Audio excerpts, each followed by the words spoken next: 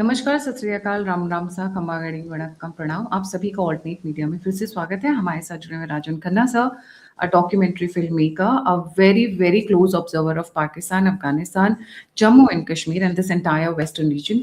और आज हम जो बात करने वाले हैं, हम आसिम मुनीर से जुड़े हुए एक नए शगुफे के बारे में बात करने वाले हैं। आसिम मुनीर पूरी जिंदगी अपने आप को मुसलमानों से भी बड़ा मुसलमान प्रूफ करने में लगे रहे बेचारे। मतलब कुरान भी रट डाली, मुल्ला मुनीर भी बन गए, सब कुछ कर लिया, पर अपने आप को मुजाहिर से ऊपर कभी नहीं रख पाए। और इस बात का लगता है उनको इल्म होने लग गया, अगर मैं उनकी भाषा, एहसास होने लग गया कि मैं कुछ भी कर लूं, मैं कभी असली मुसलमान नहीं बन पाऊंगा। चलो पाकिस्तान में तो आप अपने आप को बड़ा मुसलमान साबित कर लेंगे, पर जब अरब के सामने जाते हैं, टर्क के सामने जाते हैं, तो वो तो टॉयलेट साफ करवाते हैं। तो लगता है ये रियलिटी है, आसिम मुनीर को बड़ी हिट करनी शुरू हो गई है। और ये सिर्फ आसिम मुनीर की कहानी नहीं है। पाकिस्तान में बैठे हुए जिनको मुजाहिर बोलते हैं, जो भारत से सो कॉल्ड खून का रिश्ता, तेरा मेरा क्या रिश्ता, ला इले ला, कुछ ऐसा ऐसा जो बोलते हैं, खून का रिश्ता, वो फीका पड़ गया। क्योंकि यहाँ से निकल कर गए थे, वहां उनको लगा इज्जत मिलेगी, अपने भाई लोग मिलेंगे, पर वो तो पानी ही हो गया एकदम, बिल्कुल। इनका एकदम से वो हो गया, बॉयकॉट हो गया। लोगों ने इनको घर, पानी पूछना, सब जो ये सोच सकते हैं उससे बुरे से बुरा इनके साथ बरता हुआ। अब आसिम मुनीर ने एक नई चाल चल दी है। अब उन्होंने सोचा कि चलो थोड़ा-सा हम अपने इंटेलेक्चुअल क्लास के साथ कुछ एक ऐसा ट्राई करते हैं कि जिससे थोड़ा-सा भारत का स्टैंड जो है सॉफ्ट होने लगे। तो सर अब वो वैसे ही पूरा पाकिस्तान आइडेंटिटी क्राइसिस से गुज़रता है। क्योंकि देखिए यहाँ पे कोई मुसलमान तो था नहीं। मुसलमान थे सऊदी में और ईरान में, मक्का मदीना, और यहाँ के ओरिजिन के हैं, राइट? जी और जो जी मक्का मदीना का असली जो वारिस है जॉर्डन फैमिली, वो तो जॉर्डन में रहती है। सऊदी के 27 ग्रुप्स ने उनको कैप्चर करके रखा हुआ है मक्का मदीना को। तो हम्म अब जो आइडेंटिटी क्राइसिस है, जैसे-जैसे सोशल मीडिया निकाल रहा है, जैसे-जैसे चीज़ें निकल कर आ रही हैं, sorry for the long introduction, but ये बताना ज़रूरी हो जाता है। अब उनको एहसास हो रहा है यार हम तो कभी थे ही नहीं, हमें तो मुसलमान बनवाया गया, या तो हमारी सलवार उतार के, या तलवार की धार पे, या फिर पैसे देके, जो भी हुआ। एक हम्म। बड़ी आइडेंटिटी क्राइसिस से सब पाकिस्तान गुज़र रहा है। Sir, a very warm welcome on the show, the platform is yours. Over to you. नमस्ते। जो भाई आज पाकिस्तान में बैठे हैं, ये मैं उनको खिताब करना चाहता हूँ खसूसी तौर के ऊपर, विशेष रूप से, कि वो इसको सुने, इस बात को कि देखिए, सबसे पहले तो पाकिस्तान शब्द की उत्पत्ति कैसी हुई। ये तो कहते हैं पाकिस्तान बन गया था 712 ईस्वी में, जब मोहम्मद बिन कासिम ने भारत के सिंध प्रांत के ऊपर आक्रमण किया था और धोखे से राजा दाहिर को वहां मारा था। ये तब से उत्पत्ति मानते हैं, ठीक है। अब लेकिन जो ग्राउंड रियलिटी है कि पाकिस्तान शब्द की उत्पत्ति हुई थी लगभग 1933-34 में, जब चौधरी रहमत अली, जो उस वक्त वेस्ट इंडिया में रहते थे और उधर ब्रिटेन में पढ़ते थे, तो उन्होंने एक पेपर पब्लिश किया था जिसमें पहली दफा पाकिस्तान नाम की चर्चा हुई थी कि भी मुसलमानों को अपना एक मुल्क चाहिए पाकिस्तान के नाम से। तो ये जो बात 1933-34 में हुई, इसको ये पिछले 1500 साल पहले ले जा रहे हैं। दूसरा, उसके बाद पाकिस्तान की जो डिमांड हुई, वो हुई मार्च 1940 में। मुस्लिम लीग ने लाहौर में अधिवेशन किया था और वहां पर पाकिस्तान की इन्होंने जो मांग की थी।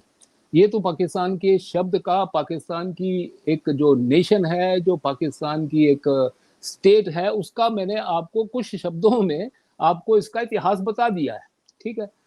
अब क्यों मानते थे ये अपने आप को उसके साथ में मोहम्मद बिन कासिम? दुनिया में अगर आप आज 200 के लगभग देश होंगे, अगर आप जियो पॉलिटिक्स को देखते हो या आप दुनिया के जो इतिहास है उसको थोड़ी भी जानकारी रखते हो, तो कोई देश ऐसा नहीं है जिसने अपनी पूर्वजों की संस्कृति के साथ में अपना नाता तोड़ लिया हो। समय के साथ साथ लोगों ने रिलीजन अपना चेंज किया भी है। बहुत जगह क्रिश्चियनिटी तो पहले दुनिया में गई थी ही नहीं, फैल गई दुनिया में बहुत ज्यादा, लेकिन वहां के लोगों ने अपना नाता अपने इतिहास के साथ नहीं तोड़ा, ठीक है। पाकिस्तान एक ऐसा देश है जिसने अपने पूर्वजों के साथ में अपना नाता तोड़ लिया।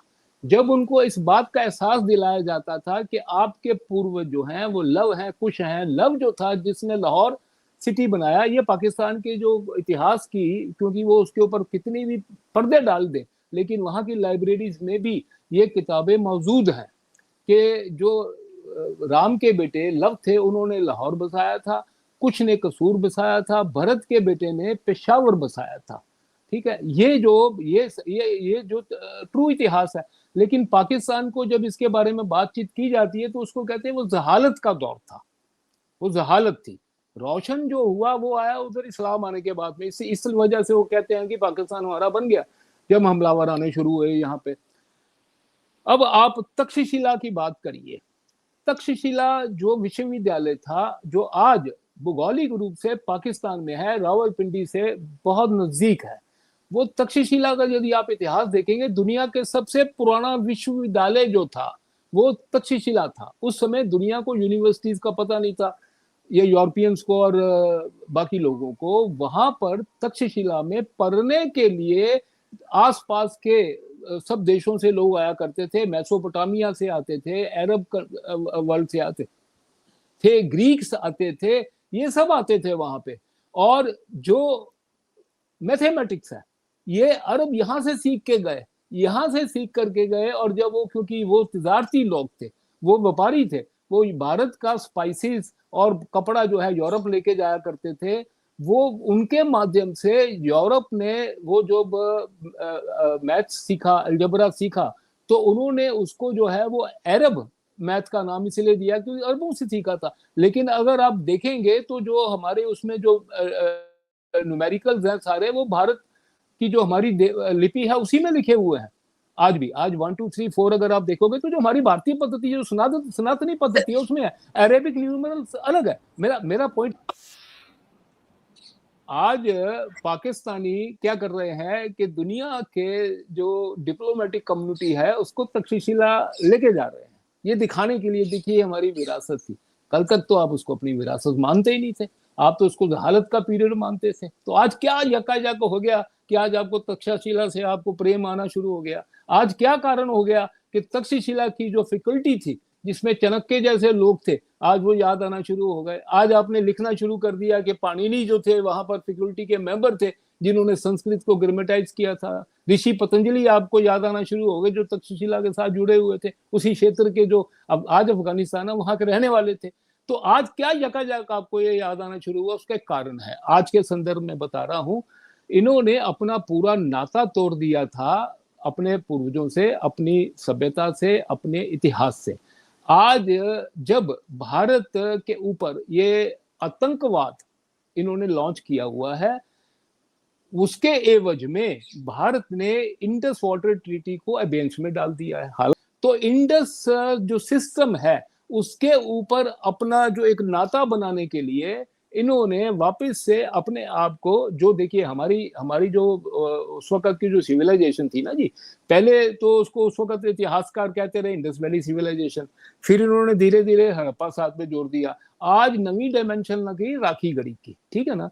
तो उस समय की जो हमारी सिविलाइजेशन थी, उस सिविलाइजेशन से इन्होंने अपने आप को पूरा काटा हुआ था। यहां तक कि आप देखिए, मैं कहता हूं कि दुनिया में एक ही बड़ी विलक्षण कौम है ये। इनका दिमाग सोचिए कि जितने इनके हथियार हैं, ठीक है ना, उनके नाम इन्होंने किसके ऊपर रखे हुए हैं? उनके नाम रखे हैं हमलावरों के ऊपर इन्होंने, ठीक है। जिस मोहम्मद बिन कासम ने, जिस सिंध की बेटी बेनजीर भुट्टो थी, ठीक है ना, उसने आकर के सिंध को जो है वो अत्याचार किया, वो सिंध की बेटी जो बेनजीर भुट्टो ने उसका बिन कासिम नाम तोड़ कर रखा वहां पर। ये इस तरह से अपने आप को इन्होंने इतिहास से तोड़ा है। जिस बाबर ने, जिसके बारे में इतने अत्याचार बाबर ने किए आकर के, कि स्वयं श्री गुरु नानक देव जी ने, उनकी वाणी है गुरु ग्रंथ साहब में कि खुरासान खसमाना किया, हिंदुस्तान डराया, ऐती मार पई कुरलाने टैंकी दर्द ना आया। वो ईश्वर से प्रार्थना कर रहे हैं कि हे ईश्वर, ये जो खुरासान जहां से आया था उसको बसाने के लिए हिंदुस्तान को डराया है, इतना अत्याचार किया है, थोड़ी दया करो। वो बाबर जिसने इतना अत्याचार इनके पूर्वजों पे किया था, उस बाबर के नाम से इन्होंने एक मिसाइल का नाम रखा हुआ है। आपको पता है बाबर नाम का मिसाइल है पाकिस्तान का एक।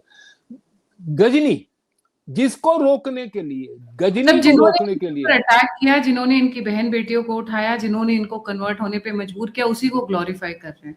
आप सोचिए क्योंकि मेरा क्या है कि इतिहास विषय है, और मैं जो भी बात करता हूँ उसके पीछे मेरा कोई ना कोई एक रिसर्च का होता है।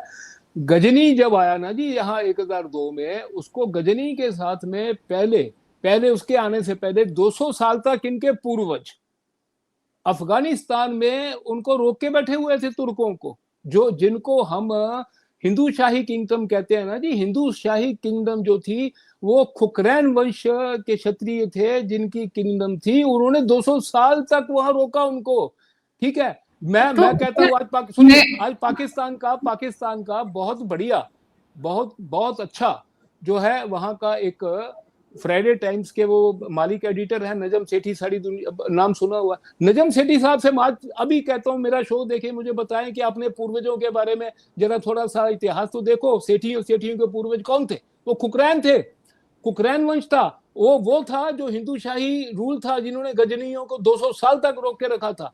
ठीक है, उधर रोका किसको? गजनियों को बाद में जो है उन्होंने रोका उनको गखरों ने, ठीक है, खोखरों ने 200 साल तक नहीं आने दिया। मैं एक पाकिस्तानियों को चैलेंज करता हूं कि जो गखर और जो खोखर थे जिन्होंने रोका था आपके पूर्वजों ने, उनको यहाँ आकर के अत्याचार करने से रोकने के लिए, तो आपकी माँ बेटियों को यहाँ से उठा करके ले जाए उनको रोकने के लिए, क्या उनकी समाधियों पे आप जाते हो साल में एक बार भी जाकर के कोई फूल चढ़ा के आ जाए? ये वही गखर खोखर थे बाद में जिनको बलाक जो है इन्होंने कन्वर्ट कर दिया। आपने तो मैं आपको सर मेरा क्वेश्चन ये है कि क्या सिर्फ इंडस वाटर ट्रीटी और टूरिज्म का पैसा कमाने के लिए ये अचानक से हिंदू जाग उठे हैं, या फिर जो मुजाहिरों में अचानक मतलब बहुत लंबे टाइम से, क्योंकि उनकी एक्सेप्टेंस नहीं हुई 70-75 साल पाकिस्तान में। आसिम मुनीर भी इसी तरीके से इंफीरियोरिटी कॉम्प्लेक्स से ग्रस्त है, और उसी को उसने ओवरकम करने के लिए अपने आप को ज्यादा मुसलमान साबित, so Imran Khan and so many others in Pakistan, जिनको ऊपर प्रेशर है कि अपने आप को ज्यादा करें। एक चीज ये, और दूसरा आज की डेट में पाकिस्तान में हिंदू फेस्टिवल्स भी मनाना शुरू कर दिया है। इनफैक्ट मैं इनके टीवी सीरियल्स होते हैं उनके अंदर भी सर आजकल हिंदुइज्म का तड़का लग रहा है जी। देखिए आपने पहले बात की मुहाजिरों की, तो मैं थोड़ा सा 2 लाइनें बोल दूंगा। मुहाजिर वो लोग हैं जो भारत से यहाँ से पाकिस्तान गए थे, क्योंकि ला इलाहा इल्लल्लाह मुहम्मदुर रसूलुल्लाह ये नारा जो है वो पाकिस्तान का, इन्होंने जो है वो पाकिस्तान से नाता क्या, ला इलाहा इल्लल्लाह ये मुहाजिरों ने लगाया था। बात ध्यान करना, ये जो डिवीजन हुई पंजाब की, पंजाबियों ने नहीं लगाया था ये नारा, ना बंगालियों ने लगाया था, ये मुहाजिरों ने लगाया था। और अपने स्वप्न के देश में गए थे ये 1947 में यहाँ से। ठीक है, ये गए थे, ये गए थे पाकिस्तान के न्यूक्लियर बॉम्ब का जनक AQ खान, ये भोपाल का रहने वाला था। ठीक है, यहाँ से ये पाकिस्तान गए और वहां जाकर के इन लोगों ने कहा था कि नहीं हमारी जो है कि ये एक ख्वाबों का मुल्क बनने वाला है। इसी ख्वाबों के मुल्क ने उनके साथ में इतनी बुरा व्यवहार किया कराची में। आप देखो तो सही वहां के लोगों से बात करके कि किस किस प्रकार से वो कहते हैं कि हमने तो गलती कर दी, अपना मुल्क छोड़ करके हम यहाँ पर आ गए। ये आपने जो महाजरों की बात की है ना, मैं उनके बारे में आपसे बात कर रहा हूँ। मैं बात कर रहा था, एक मैं आपको उदाहरण देता हूँ कि क्या कारण है पाकिस्तान अपने आप को विरासत के साथ जोड़ना शुरू करता है। ध्यान करिए, एक इन्होंने हिस्ट्री और गलत पढ़ी हुई है। वो क्या था कि जो अफगान थे, ध्यान करना, अफगान जो थे, आज का अफगानिस्तान जो है ना, ये पूरे का पूरा सनातनी था, ये 100% सनातनी था। वेदों में वहां की नदियों के बारे में, काबुल नदी को कुबा कहा गया है, जो आज का अमू दरिया है उसको वक्षु कहा गया है। पूरी सनातनी सभ्यता थी और उन्होंने प्रतिरोध किया इस्लामी आक्रमणकारियों का कई सौ साल तक। लेकिन आखिर क्या हुआ, क्योंकि वापस काउंटर ऑफेंसिव नहीं होता था, तो धीरे धीरे कन्वर्ट हो गए। अब जब तुर्क आते थे भारत में खैबर पार करके, वो इलाका जो आज का पाकिस्तान है ना जी, सबसे पहले तो वहीं आते थे, खैबर से जुड़ा हुआ वही है, अटक दरिया को पार करके आते थे।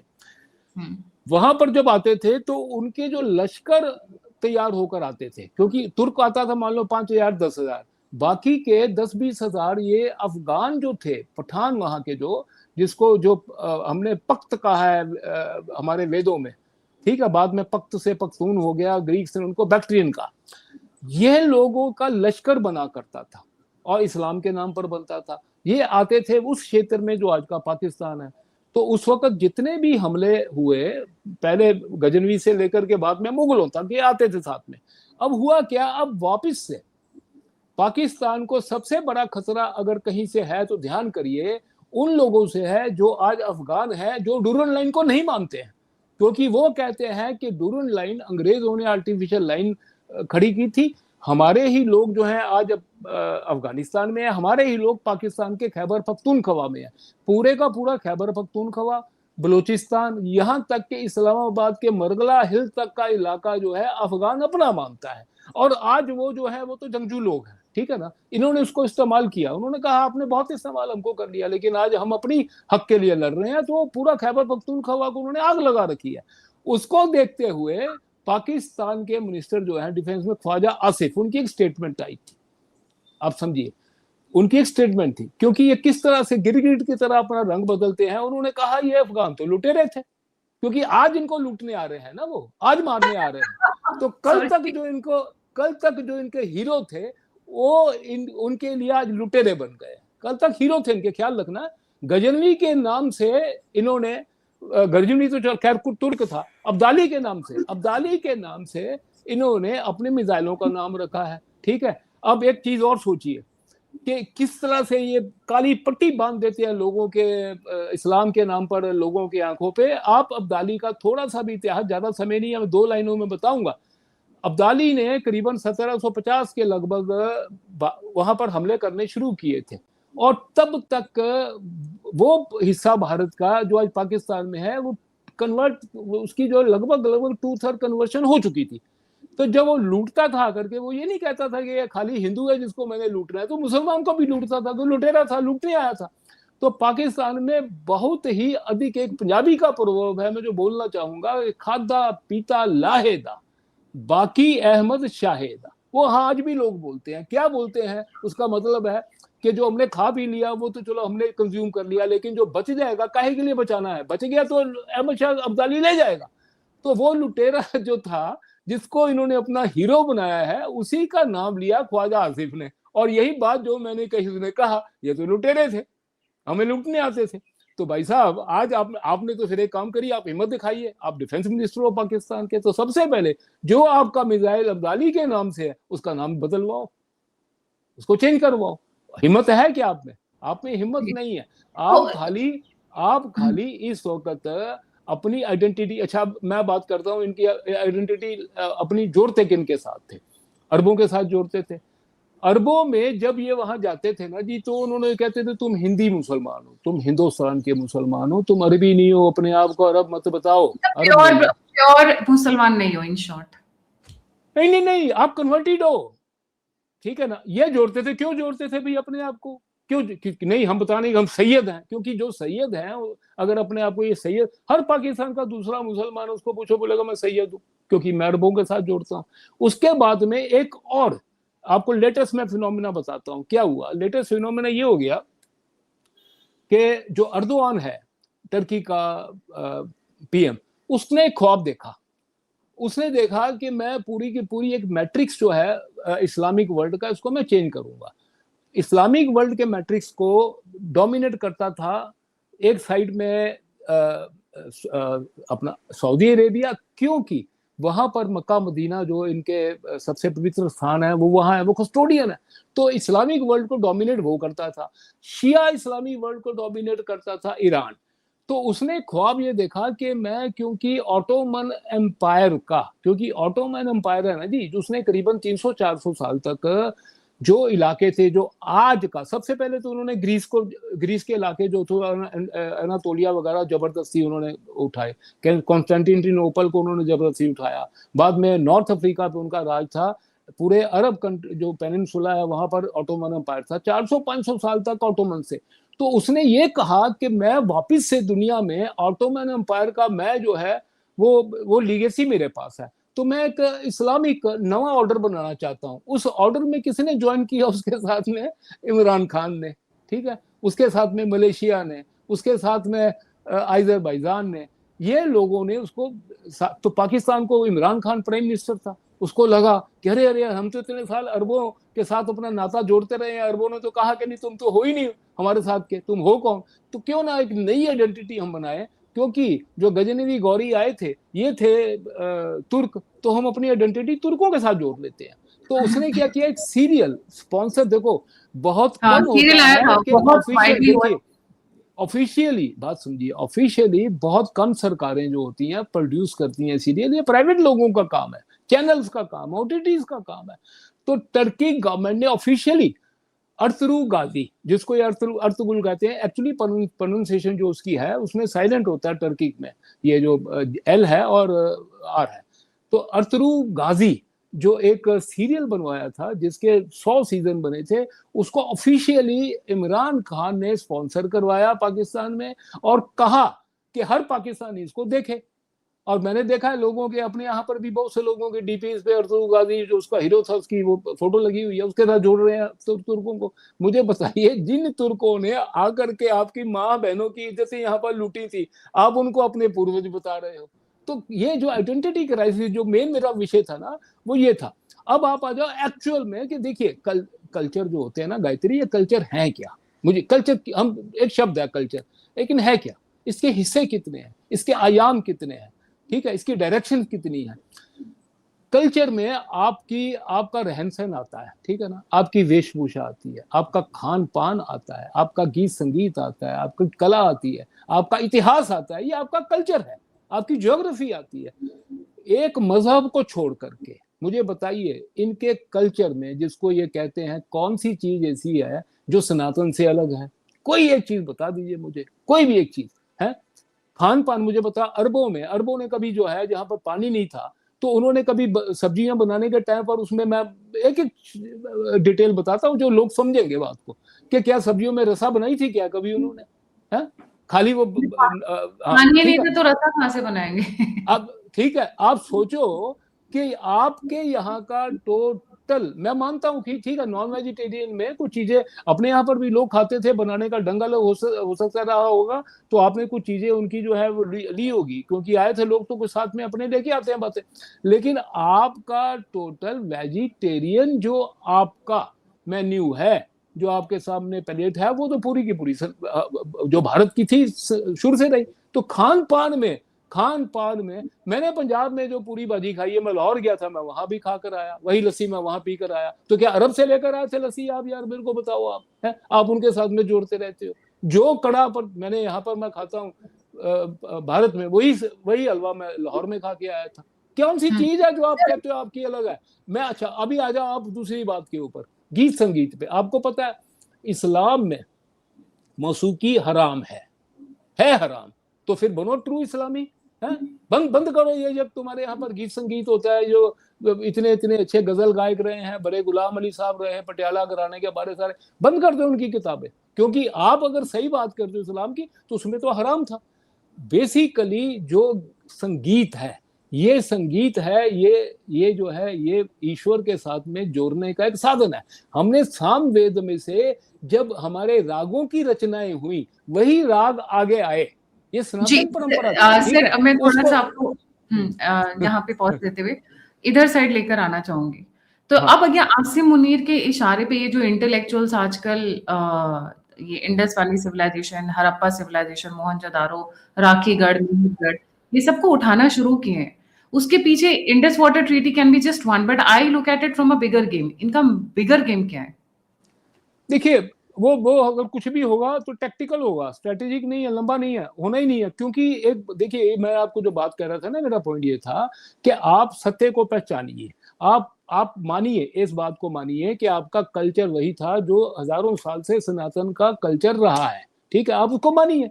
आप घर में शादी होती है तो आप मुझे बताइए कि टप्पे, बोलियां, ढोल वही चलते हैं, लेकिन बाहर आते आपकी हिम्मत नहीं होती। आपको पता है कोई मौलाना आ जाएगा यहाँ से गर्दन पकड़ लेगा, बोलेगा तुम क्या है ये गीत संगीत की बात करते हो, फिर तो हराम। पाकिस्तान की एंटरटेनमेंट इंडस्ट्री पूरी बंद हो जानी चाहिए। ये जो जितनी भी लड़कियां मैं सीरियल ये बड़ा खुला क्वेश्चन है, मैं कहता हूँ, मैं बड़ा खुली बात है, मैं कहता हूँ मुझे क्वेश्चन करें, मेरे साथ बात करें आकर के ना, एक मिनट। मैं कह रहा हूँ आप जो आपके एक इनकी जो उसमें लेक्सिकॉन, उसमें एक शब्द आता है मुनाफिक। मुनाफिक किसको कहते हैं? जो डुप्लिसिटी रखता है, जो आदमी कहता कुछ है करता कुछ है, हिपोक्राइट है, हम उसको क्या छदम कहते हैं। इनके तो ये अंदर थोड़ा डुप्लिसिटी है, ये they are full of lies and duplicity, मुनाफिक जो है ना इनके अंदर कूट कूट के भरी हुई है। मैं चैलेंज करता हूं इनको कि आपके यहाँ पर जो रिबा है, सूद है, हराम है, तो चलो बैंक बंद कर दो ना फिर, है? अच्छा, दोनों व्हाट एक साइड में लगो, अबाउट एक इंटेलेक्चुअल साइड में, क्लास? एक ये तो साइड में लगो।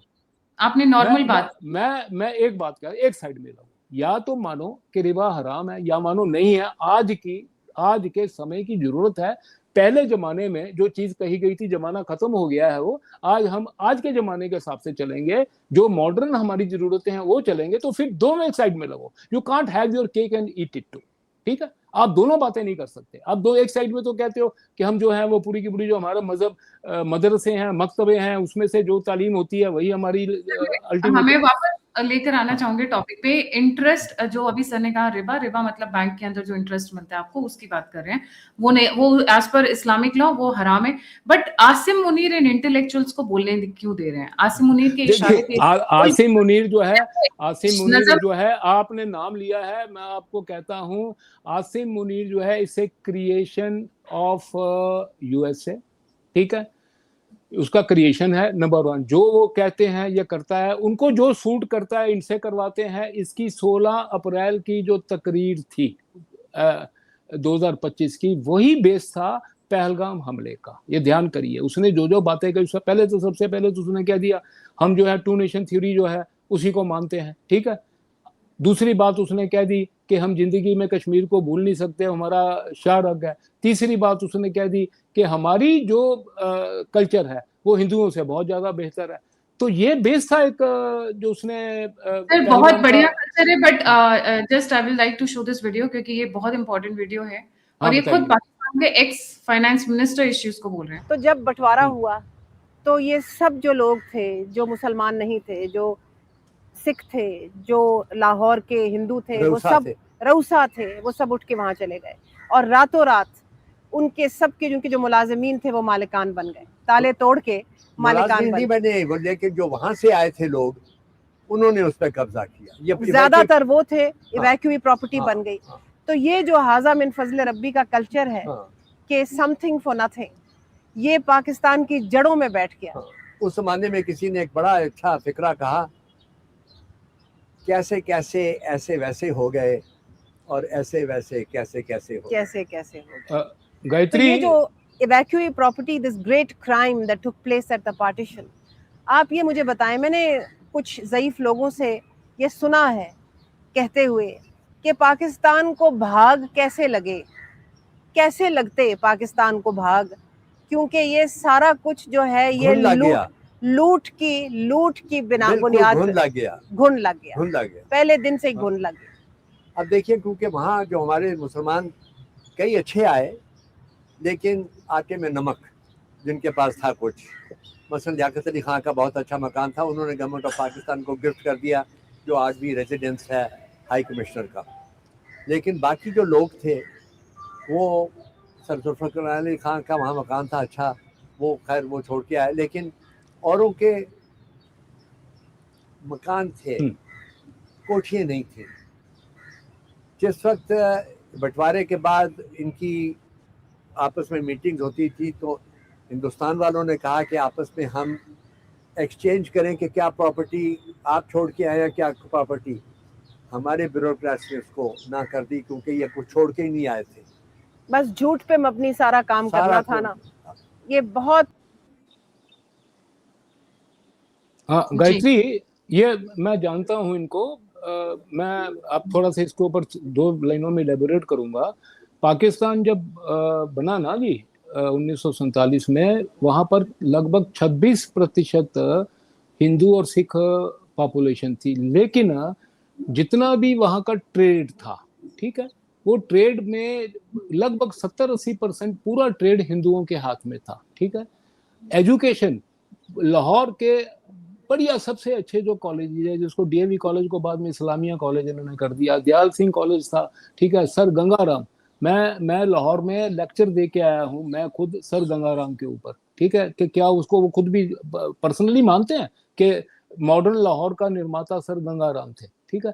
वहाँ का जो है आप ये देख लो, नवी उनकी जितनी भी कॉलोनी, ये सब चीजें, ये जो शख्स अभी कह रहे हैं ना, देखिए उसमें ऐसा था कि जब विभाजन हो गया तो जितनी भी, क्योंकि देखो जिनके हाथ में एजुकेशन है, जिनके हाथ में हेल्थ थी उस समय, जिनके हाथ में ट्रेड था, उन्होंने ही सब चीजें वहां बना रखी थी। यहाँ से जो लोग गए वहां जाके काबिज हो गए। कृष्ण नगर 1930-35 में बनी हुई एक लोकेलिटी थी लाहौर में, ठीक है। कृष्ण नगर जो था 100% हिंदू इलाका था, ठीक है। तो उसके ऊपर पता किन्होंने कब्जा किया? जो यहाँ पर झोपड़ों में रहते थे मुसलमान, आज के ईस्ट पंजाब में, यहाँ से गए वहां जाकर वो कब्जा कर लिया उन्होंने उसके ऊपर। उसका नाम इन्होंने इस्लामिया नगर रख दिया, कृष्ण नगर का। अब थोड़े दिन पहले वापिस से जो मोहतरमा अपनी मरियम नवाज हैं, वहाँ की वजीर आला पाकिस्तानी पंजाब की, उनको बैठे बैठे कुछ ख्वाब आ मतलब गया। सर मैं अगर इस सेशन को कंक्लूड करूं, मैं शॉर्ट अगर हाँ। देखूं तो इस वक्त पाकिस्तान आइडेंटिटी क्राइसिस से इसलिए नहीं गुजर रहा है कि वो अपने आप को ढूंढने की कोशिश कर रहा है, वो ये देख रहा है कि मेरा फायदा कहाँ पे होगा, तो हम उसी हिसाब से हिंदू भी बन जाएंगे, हम उसी हिसाब से अरब भी बन जाएंगे, तुर्क भी बन जाएंगे। What about people like Najam Sethi? I agree with you Pakistan, मेरी बात समझिए। ये नहीं था, हमारे से ज्यादा उनकी लाइब्रेरीज भरी हुई हैं उनके इतिहास के बारे में, ये मेरी बात समझिए। लेकिन जब एक व्यक्ति ये सोच ले कि मैंने ये बात को मानना ही नहीं है, मैंने मानना ही नहीं है कि राजा पुरु जो था वो मेरा पूर्वज था जिसने सिकंदर को आगे नहीं बढ़ने दिया। सिकंदर जीता है जाकर के इजिप्ट को, मेसोपोटामिया को, ईरान को, यहाँ आकर के हमने उसके पैरों में बेड़ियां डाल दी। ये किसके पूर्वज से? हमारे से। वो मानने को तैयार नहीं है, ठीक है। वो इस बात को भी बीच में एक मैं आपको और मजे की बात बताता हूँ। महाराजा रणजीत सिंह के एक काफी करीब थी मुसलमान फैमिली थी, उसको फकीर फैमिली कहते थे। शायद फकीर अजीजुद्दीन उनके मंत्री भी थे, उनके विदेश मंत्री थे महाराजा रणजीत सिंह के, ठीक है। उनके परिवार की 7वीं पीढ़ी फकीर परिवार की आज लाहौर में है। उन्होंने वहां पर एक बहुत सुंदर म्यूजियम बना रखा है, ठीक है, महाराजा रणजीत सिंह के समय का। महाराजा रणजीत सिंह की एक घोड़े पर चढ़ी हुई मूर्ति ब्रॉन्ज की फकीर साहब ने वहां पर लाहौर किले के बाहर लगवा दी, ठीक है। आप सुन के हैरान हो जाओगे, 3 बार उसको तोड़ा गया। 1921 में तोड़ा गया, 22 में तोड़ा गया, 23 में हार करके उस मूर्ति को घोड़े समेत उठा करके करतारपुर साहब जो है वो वहां पर ले जाया गया है। इतनी तो इनमें हिम्मत नहीं है जो इनको जिस हीरो को ये मानते हैं उस हीरो की मूर्ति तक वहां पर लगा सके। आज जो मैं भी कंक्लूड कर रहा हूँ, आज अगर ये वापस से इनका जो प्रेम जाग रहा है ना अपनी सभ्यता के बारे में, उसके बारे में, क्योंकि कोई चीज ऐसी होती है कि आज देखो, मैं मानता इनके दिल से आ रहा है, क्योंकि तब आता कि इनको शायद इतिहास की जानकारी नहीं थी, आज हो गई है। इतिहास की जानकारी सदा से थी, इनके पास में ज्यादा साहित्य उपलब्ध है।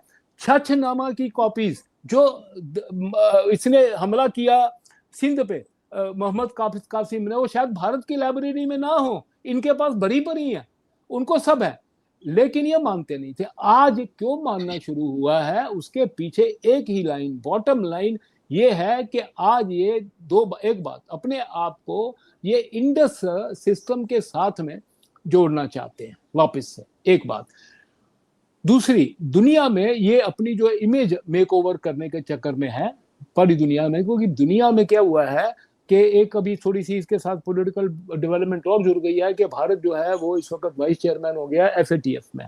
तो हमारी कोशिश होएगी ना अभी कि ये आतंकवादी देश है तो उनको, तो अभी वो आतंकवादी की छवि को ये एक किस्म की तिलांजलि देने के लिए और अपने आप को अपने इतिहास के साथ जोड़ने के लिए ये वापस से इमेज जो है वो मेकओवर कर रहे हैं।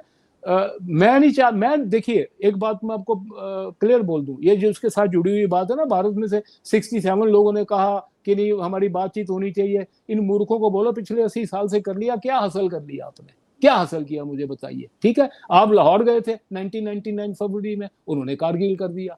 आप 2015 में उसके घर चले गए, अपना ये नवाज शरीफ साहब के, हमारे प्रधानमंत्री, थोड़े दिन बाद में पठानकोट हो गया। आप कुछ भी उनके साथ में रिलेशन बनाने की कोशिश करोगे वो सैबोटेज होगा ही होगा, क्योंकि जो फैक्ट्रियां हैं वहां की पाकिस्तान में, जो टेररिज्म की फैक्ट्रियां हैं, वो फैक्ट्रियां आज आप मुझे बताओ 6 मई रात को आप बहावलपुर में बराबर उनका जो मदरसा है उसके बीच में आप मिसाइल टूटता अगले दिन वो कहते हैं बनाना शुरू कर देंगे, क्योंकि वो उनको अपनी टेररिज्म की फैक्ट्री बंद नहीं करनी। तो सारी बात का लबोलबाब, सारी बात का कंक्लूजन यही है कि आप उनके मुगालतों में मत आना। उनके मुगालतों में बहुत दफा हमारे प्राइम मिनिस्टर तक आ गए थे, जिन्होंने बेड़ा गर्क कर दिया हमारा। मुरारजी देसाई का भी मैं किसी दिन उसके ऊपर बातचीत अलग से करूंगा, इंदर कुमार गुजराल के ऊपर करूंगा। ये सब जो लोग थे ना, ये बड़े रोमांटिसाइज हो जाते हैं। आज मैं तो देखो जी, मेरे तो पूर्वज वहां के थे, लाहौर के मेरे पूर्वज से बड़ा प्यार है मेरे तो बहुत ज्यादा दोस्त है वहां पर लोगों के, लेकिन मैं उनकी मुगालतों में नहीं आता। मैं कहता हूं कि जो बेस है आपको हमसे अलग करने का, ठीक है ना, उस बेस के ऊपर गौर करो। वापिस मानो ना, लगाओ ना मूर्ति आप वहां पर तक्षशिला में, पाणिनि की, पतंजलि की। मैं मानू उस बात को, हाँ, आप अपने पूर्वजों के साथ जुड़ रहे हो। जी, thank you so much sir. Concluding line में यही करूंगी कि ये जो एक कौम है, जो पाकिस्तानी कौम है, वो एक कुंठा से ग्रसित है। एक होता है हिंदी में कहावत, ना लीलते बने, मतलब ना नीदर यू कैन स्वॉलो, ना उगलते बने, कि neither you can vomit it out. इनके गले में अटक के रह गया है। Reason being they know they have been converted. इनको पता है ये पूरी की पूरी कौम कन्वर्टेड है, तो अब ये इतिहास को रिजेक्ट नहीं कर पा रहे हैं और आगे इनको समझ नहीं आ रहा है। पर ये जो मंथन चल रहा है पाकिस्तान में, अचानक से अब इंडस वैली सिविलाइजेशन, मोहनजोदारो, ये सब जो कनेक्शन करने की कोशिश करें, वो मंथन से एक फायदा जरूर होगा। जो इसमें थोड़ी सद्बुद्धि वाले लोग हैं उनको शायद रास्ता आगे का दिखेगा, मुझे ऐसा लगता है। बाकी देखिए, अपने इतिहास से आप भाग नहीं सकते हो। You are Hindus, you can not run away. आप इस चीज को नकार नहीं सकते हो, चाहे आप रेप प्रेग्नेंट हो, जिसकी वजह से आप पैदा हुए हो, which is a fact for the majority of Pakistan, I would say it, या फिर आप अपनी मर्जी से पैसों की वजह से कन्वर्ट हुए हो, सर्वाइव करने के लिए कन्वर्ट हुए हो। जो भी है वो जोर जबरदस्ती की कहानी, आपकी मर्जी से नहीं हुआ है वो। और उसी वजह से यहाँ पे ज्यादा रेडिकलाइज, बिकॉज कहते हैं ना, बच्चा माँ की पेट में सब कुछ सुनता है। हम सभी ने अभिमन्यु और सुभद्रा की कहानी सुनी हुई कि किस तरीके से उन्होंने चक्रव्यूह तोड़ने का राज माँ के पेट से ही सुना।